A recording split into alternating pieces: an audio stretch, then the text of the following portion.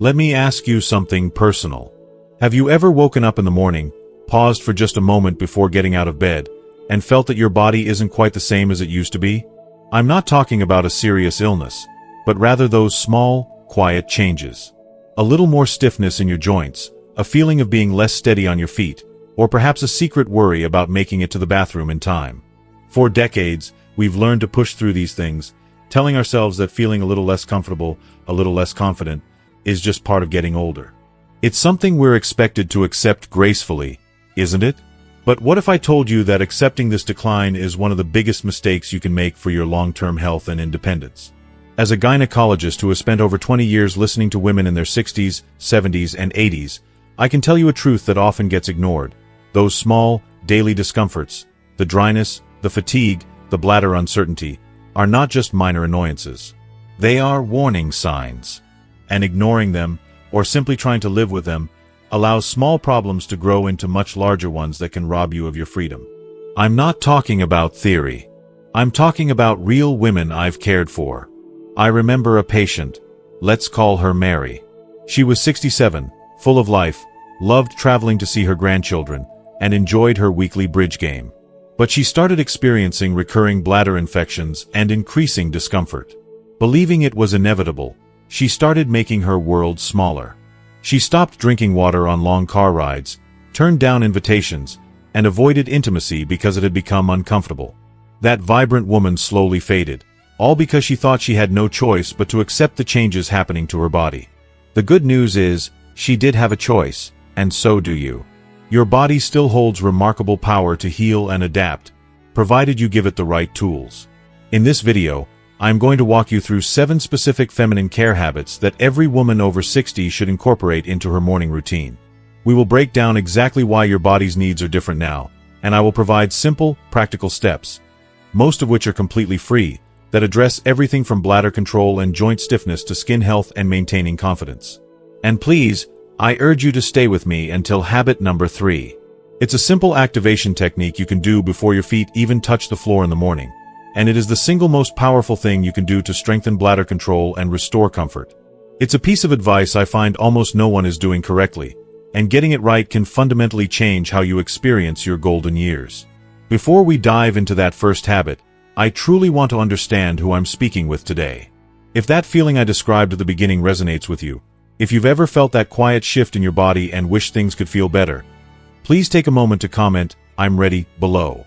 It helps me understand what you're going through, and more importantly, it shows others in our community that they are truly not alone in this journey. Alright, let's dive right in. The journey to reclaiming your comfort and confidence begins not with a grand gesture, but with the simplest, most overlooked act of the morning. Our very first habit is one you can start tomorrow without spending a single penny, yet it has the power to fundamentally change how your body feels for the rest of the day. Habit number 1. A glass of water before anything else. Now, I can almost hear what you might be thinking. Really, doctor? Water? That's your big secret.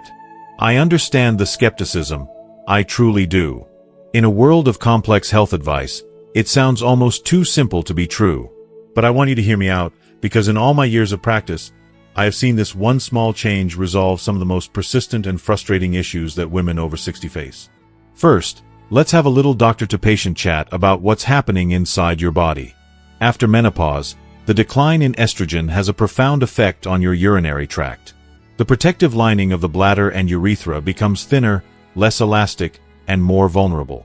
Think of it like a well-traveled road that has lost some of its protective pavement. It's more susceptible to damage. This means that bacteria have a much easier time clinging to the walls and starting an infection, which we all know and dread as a UTI, or urinary tract infection. This is where your morning glass of water becomes your first line of defense. Imagine your entire urinary system is a series of pipes. After a long night's sleep, any bacteria that may have entered have had hours to sit stagnant and multiply. When you drink that first glass of water, you are initiating a powerful flushing action. You are literally washing those lingering bacteria out of your system before they can gain a foothold and cause the burning, urgency, and discomfort of a full-blown infection. To skip that morning glass of water is to give those bacteria an open invitation to stay and create chaos. Now, I want to address a very common misconception I hear constantly in my office. Many women believe, quite logically, that if they drink less water, they will have fewer bladder leaks or fewer urgent trips to the restroom. It's a strategy born out of a desire to control an unpredictable situation. But here is the critical truth. This strategy backfires, often making the problem worse. When you consistently deprive your body of water, your urine becomes highly concentrated. This concentrated, darker urine is a major irritant to that sensitive bladder lining I mentioned. It can send those frantic "gotta go now" signals to your brain, even when your bladder isn't actually full. Furthermore, by drinking less, you are effectively training your bladder to hold less and less over time, increasing its sensitivity and making you feel the urge to go more frequently, not less.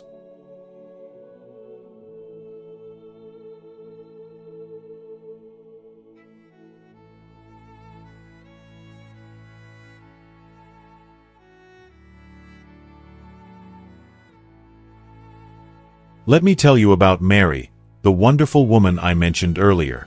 Her story is the perfect illustration of this. Mary's flawed logic was that by skipping her morning water and drinking sparingly throughout the day, she could guarantee an uninterrupted bridge game or a long car ride to see her grandkids without anxiety. But within a few months, this habit led to a cascade of problems. She found herself in my office every other month, frustrated and in pain, needing yet another round of antibiotics for a UTI.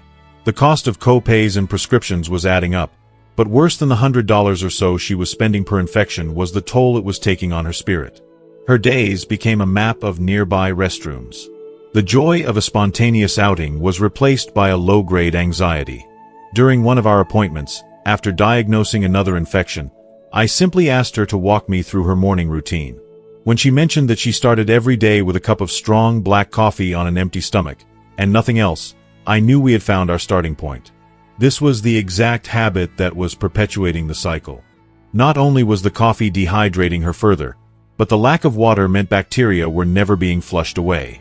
Her solution, born out of a desire for control, had become the very source of her problem. So, here is the simple, practical solution I gave her, and the one I am giving to you today. Tomorrow morning, before your coffee, before your tea, before you even think about breakfast, go to your kitchen sink and pour yourself a simple 8-ounce glass of water. It doesn't have to be icy cold or boiling hot. Room temperature is perfectly fine. Drink it slowly.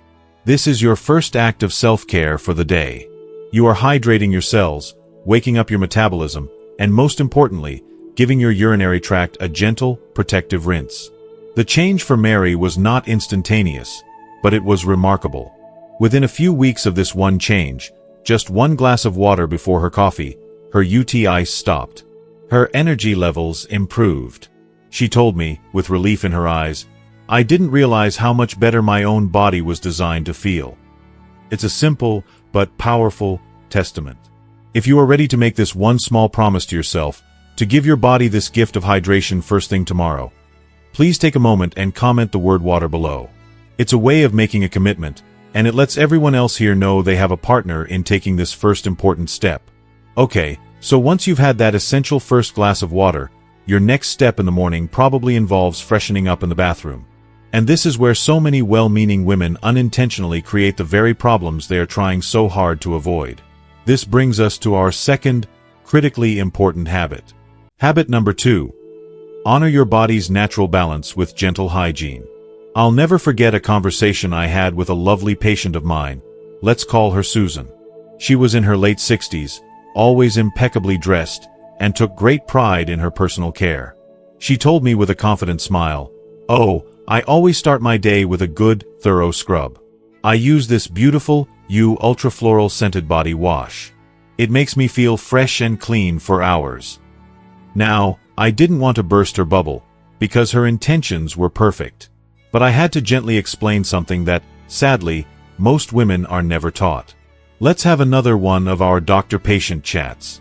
After menopause, as estrogen levels decline, the delicate tissues of the vagina and the external vulva undergo significant changes. They become thinner, less lubricated, and far more sensitive. But one of the most important changes is to your vaginal pH. Think of your intimate area as a delicate ecosystem, like a pristine rainforest. When it's healthy, it's maintained at a slightly acidic pH, which allows a team of good bacteria, our body's natural protectors, to thrive. These good bacteria are like tiny guardians, preventing harmful bacteria and yeast from taking over. Here's the tricky part that catches so many women off guard. Most of us have been taught our whole lives that a stronger scent means extra clean. We associate that floral, perfumed, or fresh spring smell with good hygiene. But those powerfully scented soaps and body washes are the equivalent of a chemical bulldozer in that delicate ecosystem. They are highly alkaline, which completely disrupts your natural acidic pH, effectively wiping out your army of good bacteria. Using a harsh, perfumed soap in your intimate area is like trying to clean a fine silk scarf with bleach. It strips away everything, the good and the bad, leaving the tissue raw, unprotected, and vulnerable to dryness, irritation, and even infections. And let me be very clear here on a related topic: douching. Douching is perhaps one of the most damaging things a woman can do to her vaginal health. It's marketed as a way to be cleaner, but it's the biological equivalent of using a pressure washer inside your body. It forcibly flushes out all the good bacteria, drastically alters the pH, and can actually push harmful bacteria further up into the uterus, increasing the risk of more serious infections. Your body is incredibly intelligent. It has a sophisticated, self-cleaning system. It does not need, and does not want, an internal power wash. This brings me back to my patient, Susan. For months, she had been battling persistent, frustrating itching and a feeling of constant dryness and irritation. Believing the problem was a lack of cleanliness, she did what many women would do. She washed more frequently and more vigorously with her favorite scented soap. She was caught in a vicious cycle. The more she washed, the more she stripped away her body's natural defenses, and the worse the irritation became. She was trying to put out a fire with gasoline. The solution I offered her was almost laughably simple. I asked her to make 2 changes for 1 week. First, to put away her perfumed body wash. Second, to stop scrubbing.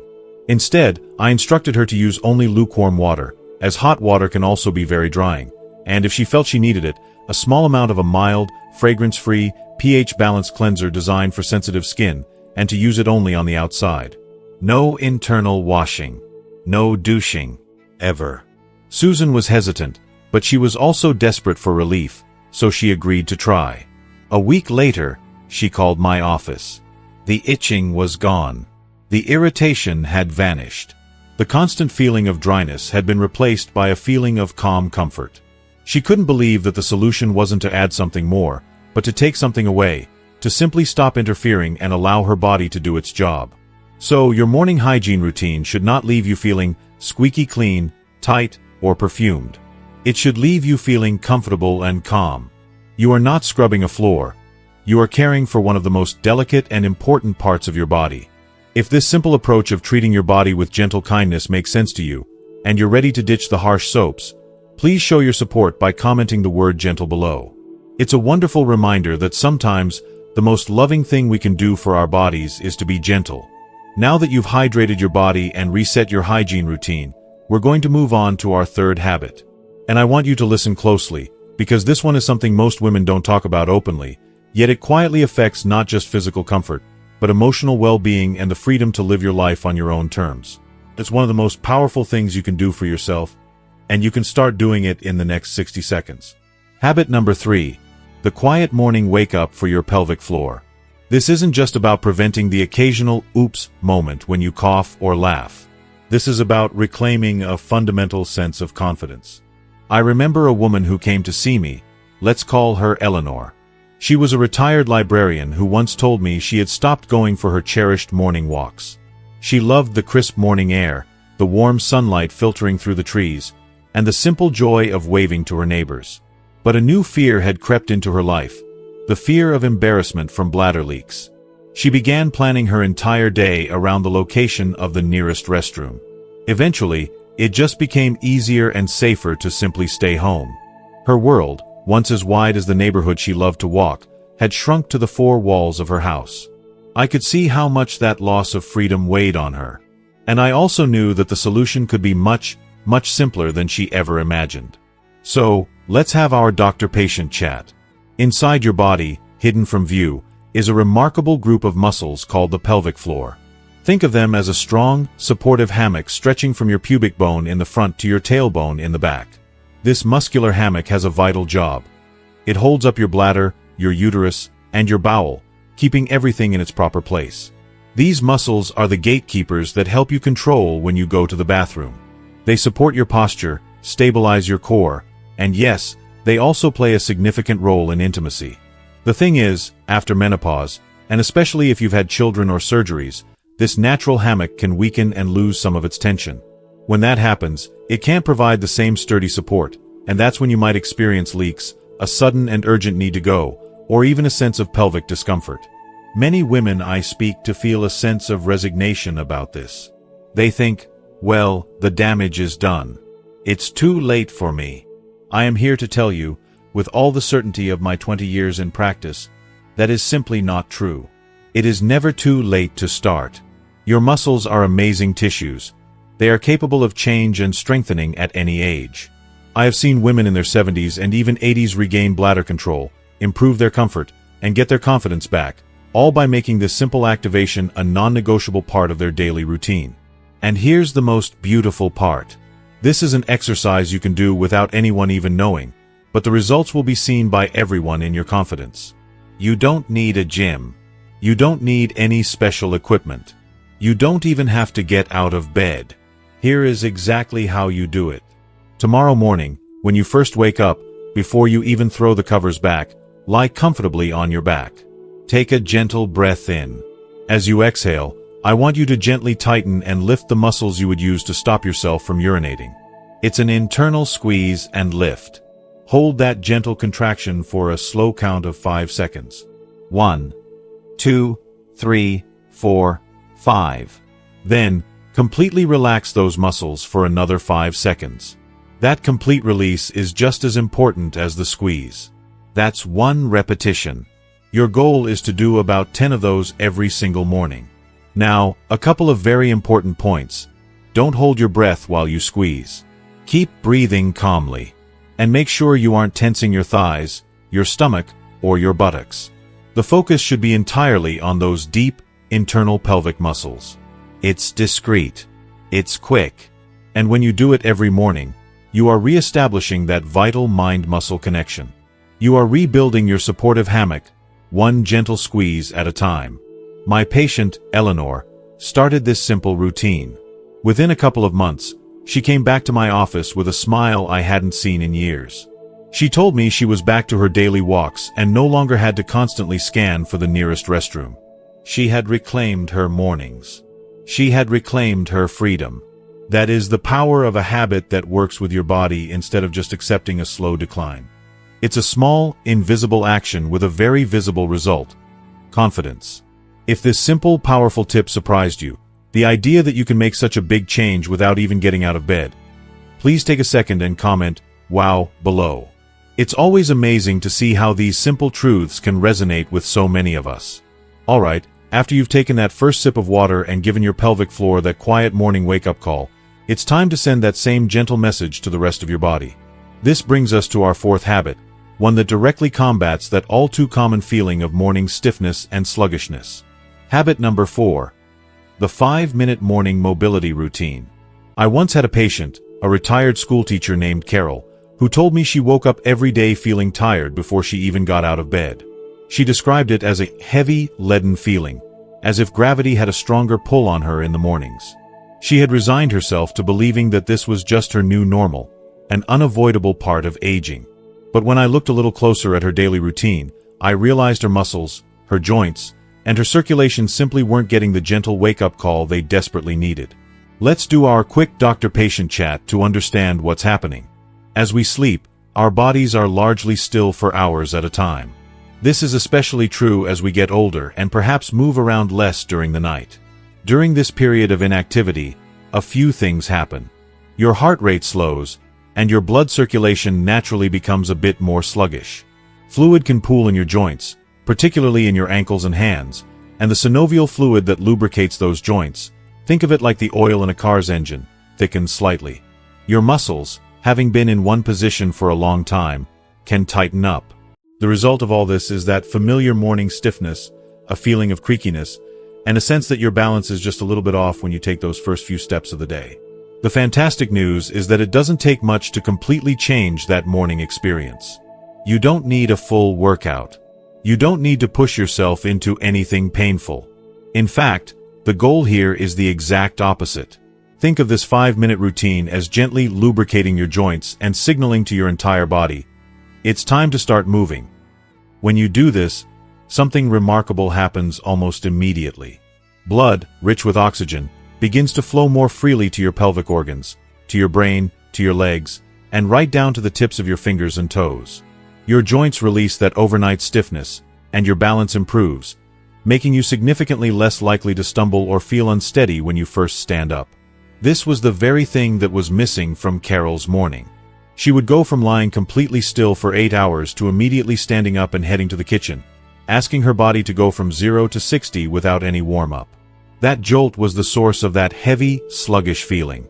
She was fighting against her body's natural rhythm. So, here is the simple 5-minute routine that I shared with Carol, which you can do before your feet even hit the floor.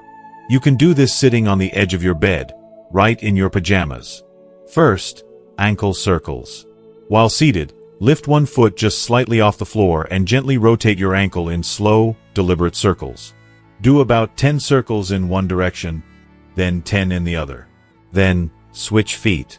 This simple motion acts like a pump, pushing stagnant fluid out of your feet and ankles and kickstarting circulation in your lower legs. Second, a seated forward bend. Sit with your feet flat on the floor, about hip-width apart. Take a breath in, and as you exhale, slowly and gently bend forward from your hips, reaching your hands down towards your ankles or the floor. You do not have to touch your toes. That's not the goal. The point is to feel a gentle stretch in your lower back and the back of your legs, releasing the tension that builds up overnight from lying down. Hold for a slow count of 15, then slowly roll back up. And third, shoulder rolls. Sit up tall and lift your shoulders up towards your ears, then slowly roll them back and down in a big, relaxed circle. Do this 8 to 10 times, then reverse the direction, rolling them forward.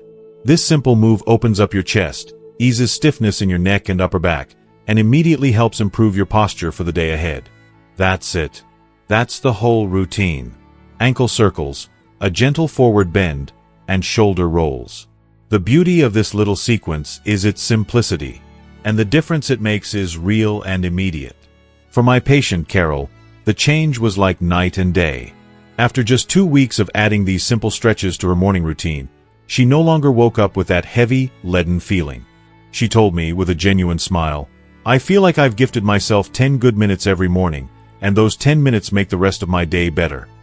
She wasn't fighting her body anymore. She was working with it. Use arrow up and arrow down to select a turn, enter to jump to it, and escape to return to the chat.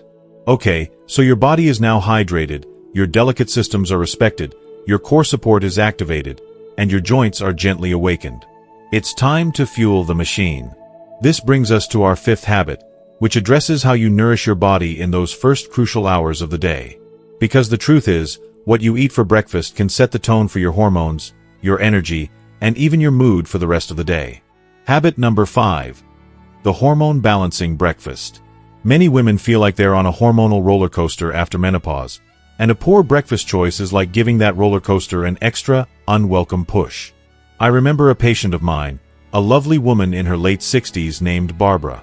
She couldn't understand why her mornings were so unpredictable. She'd wake up feeling fine, but by 10 a.m., she was often flushed, irritable, and sometimes even felt a wave of dizziness. She was experiencing the classic signs of blood sugar instability, which can dramatically worsen symptoms like hot flashes and mood swings. When I asked her about her breakfast, she admitted with a little shrug, "Oh, most mornings I just have a quick bowl of my favorite sugary cereal with milk. It's easy, it's what I've always had, and I like the sweetness." Her intentions were innocent, but that seemingly harmless meal was sending her body on a wild ride. The quick-digesting sugar and refined carbohydrates were causing her blood sugar to spike dramatically, followed by an inevitable and rapid crash. And because her body was already navigating the sensitive hormonal landscape of postmenopause, these swings felt 10 times more intense.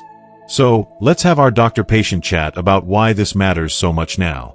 Think of your breakfast as the first and most important message you send to your hormonal system each day. After menopause, Your body is much more sensitive to the effects of insulin, the hormone that manages blood sugar.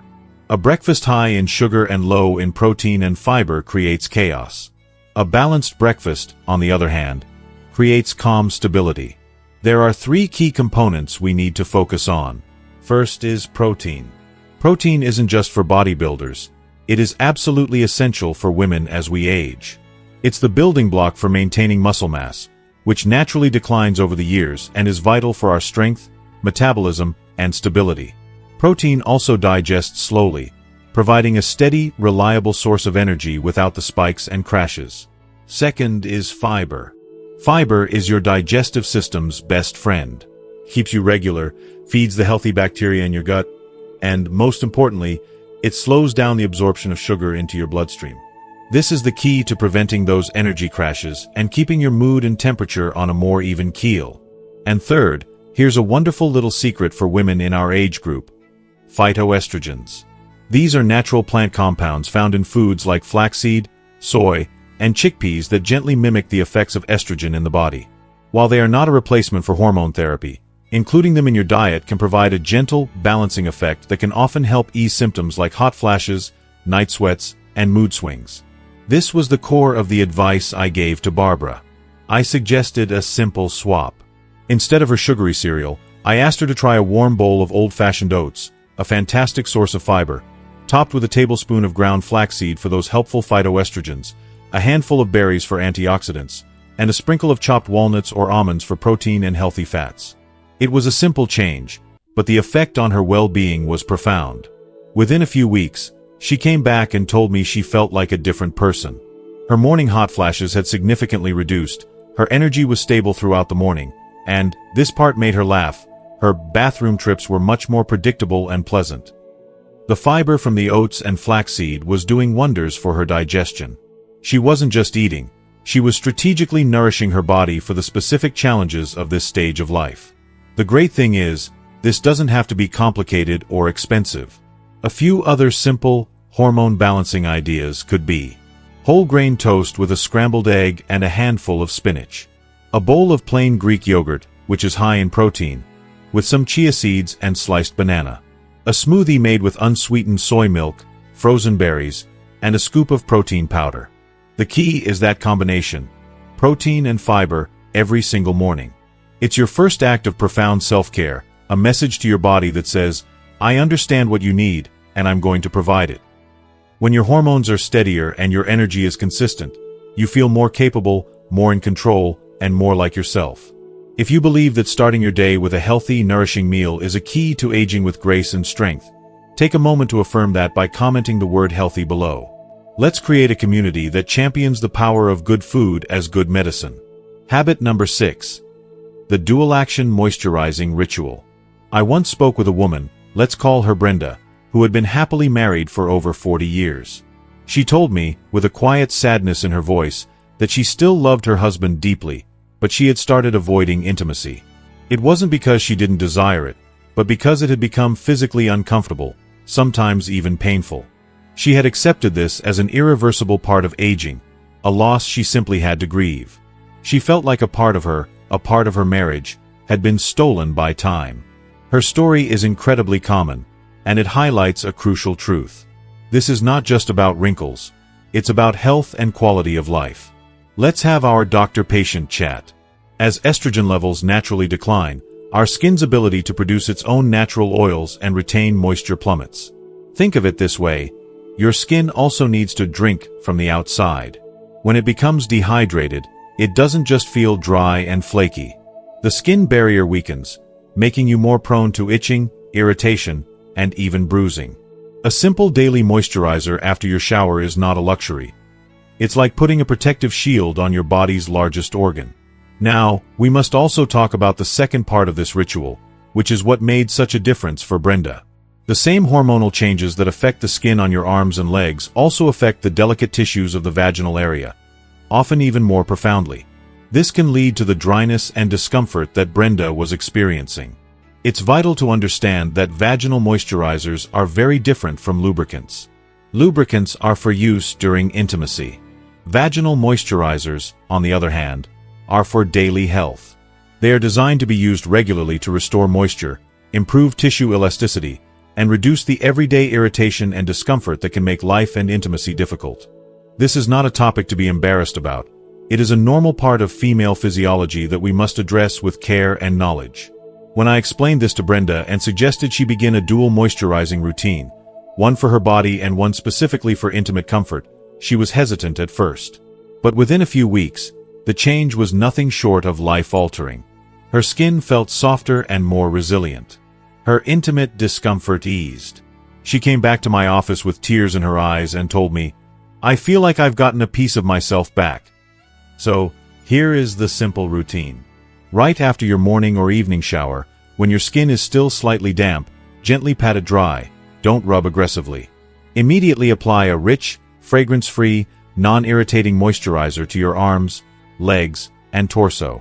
For intimate care, always choose a product recommended by a gynecologist, preferably one that is water-based, pH-balanced, and free from harsh chemicals. Follow the instructions for application and frequency. It is a small, private act of care, but over time, it becomes a quiet source of confidence. It reminds you that your body is worthy of attention, respect, and tenderness at every age. If you believe that feeling comfortable in your own skin is a vital part of a happy and confident life, please share that by commenting the word comfort below. We've addressed the body from the inside with hydration and nutrition, and from the outside with gentle care and moisture. Now, for our seventh and final habit, we must address the command center that governs it all: your mind. Habit number 7. The 5-minute morning reset. I once had a patient, a retired teacher named Margaret, who had a daily habit that seemed almost too simple to make a difference. Every morning before her breakfast, before even checking her phone, she would sit in her favorite armchair by the window, close her eyes, and just breathe deeply for 5 minutes. She told me once, with a knowing smile, "It's the best medicine I take, and it's completely free." She was more right than she knew. It's easy to dismiss stress as just a feeling, but let's have our final doctor-patient chat about its real, physical impact. Your mind and body are in a constant, intricate conversation. When your mind perceives stress, whether from a worrisome thought, the morning news, or just feeling overwhelmed, it releases a flood of the stress hormone, cortisol. In our later years, our bodies can become more sensitive to cortisol's effects.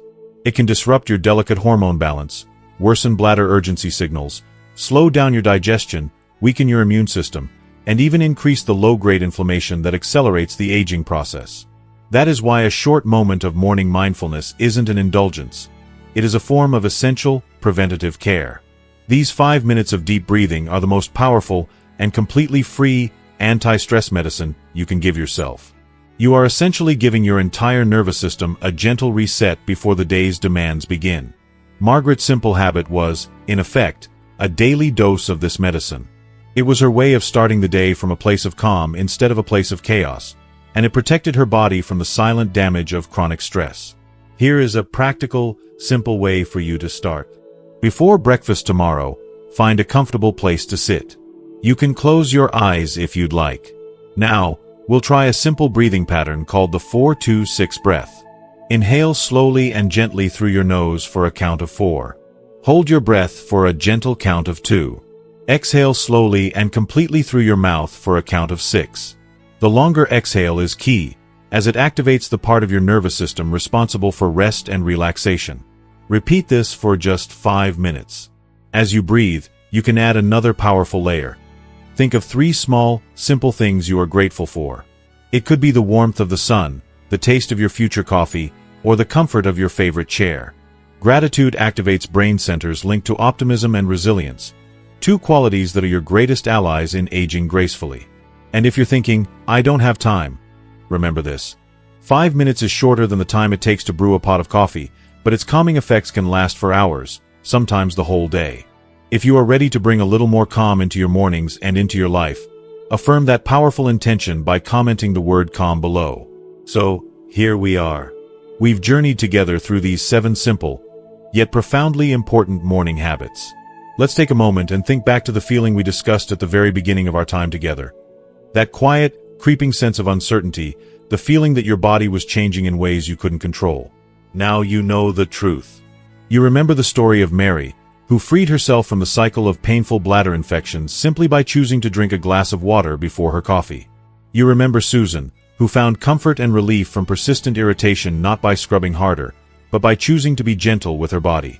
And you remember Eleanor, who reclaimed the joy of her morning walks and her very freedom, all with a simple, quiet muscle activation she could do before ever getting out of bed. These incredible women, and thousands like them I've had the honor to care for, did not find a magic pill or an expensive cure. They found their power in the small, intentional choices they made each morning.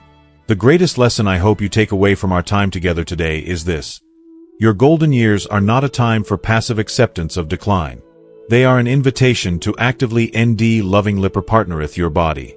They are a time to build a foundation of health, comfort, and unshakable confidence, starting with the very first hour of your day.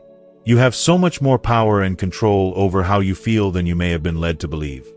As we wrap up, we've explored 7 critical habits that can truly transform this chapter of your life. But as your doctor and your guide, I know that knowledge is only powerful when we put it into action. So now, I have one important question for you. What is the one commitment you are making to yourself after watching this video? It doesn't have to be all 7 habits at once. Just one. It could be as simple as, I will drink water first thing, or I will try the 5-minute stretch tomorrow, or I will be gentle with myself. Please, take a moment and share your personal commitment in the comments below. Reading your promises is not only inspiring for me, but it creates a beautiful tapestry of shared intention that will inspire and encourage every single person in this community to take that first brave step alongside you. And if you found real value, comfort, and inspiration in our time together today, please show your support by giving this video a thumbs up.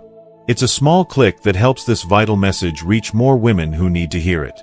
To ensure you continue on this journey with us and never miss another video full of this practical, heart-centered wisdom, hit that subscribe button. It's more than just subscribing.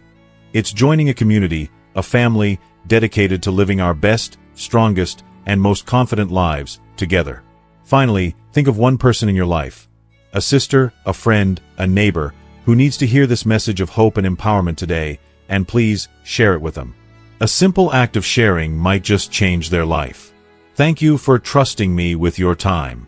Stay strong, stay confident, and I'll see you in the next video.